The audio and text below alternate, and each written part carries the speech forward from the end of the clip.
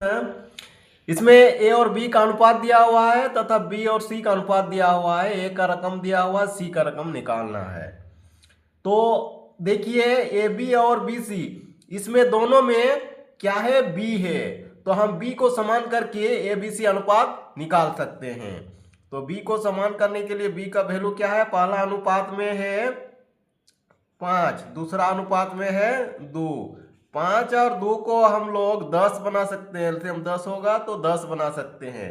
अब देखिए हम आसानी से ए अनुपात बी अनुपात सी निकाल सकते हैं। बी का तो हम लोग 10 बनाए, पहला अनुपात में क्या किए, 5 को 10 बनाए, 2 से गुना किए, इसीलिए पहला 4 था तो वो 8 हो जाएगा। अगला अनुपात में कितना है, 2 था, उसको 10 बनाया यानी कि 5 से गुना किए, तो उधर जो बाकी बचा है 3 वो भी 5 से गुना हो गया यानी कि 15। अब निकल गया हमारा 8 अनुपात 10 अनुपात 15। इस तरह से अब दिया हुआ है ए बराबर क्या हुआ है, ए पहला है 8 भाग है, इसका मान दिया हुआ है, कितना दिया हुआ है, 800 रुपया। ठीक है, अब हमको निकालना है सी। सी कितना भाग हो रहा है, 15 भाग।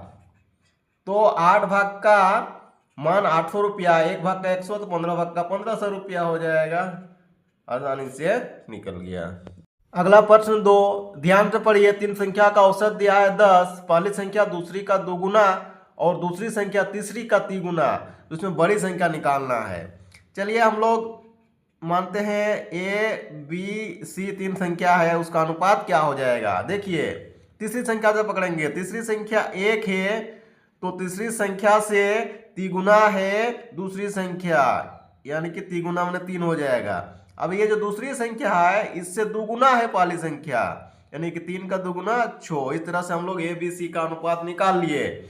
अब दिया हुआ है क्या, औसत, यानी कि कुल योग हम लोग निकाल सकते हैं।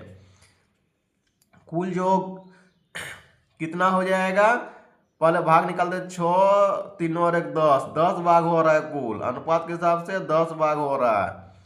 तो कुल योग जो है 10 औसत दिया हुआ है, यानी कि क्या हो जाएगा, कुल योग 30 हो जाएगा। एक्चुअल वैल्यू कुल कितना हो जाएगा, 30 हो जाएगा। औसत 10 है तो 3 संख्या है, 3 का 10 है तो कुल 30 हो जाएगा। अब देखिए हमको बड़ी संख्या निकालना है। बड़ी संख्या, बड़ी संख्या कितना है, 6 भाग है। ठीक है, अब 10 भाग का मान 30 है, 1 भाग का 3 हो जाएगा, तो 6 भाग का क्या हो गया, 6 गुना 3 बराबर 18। ये हमारा आंसर।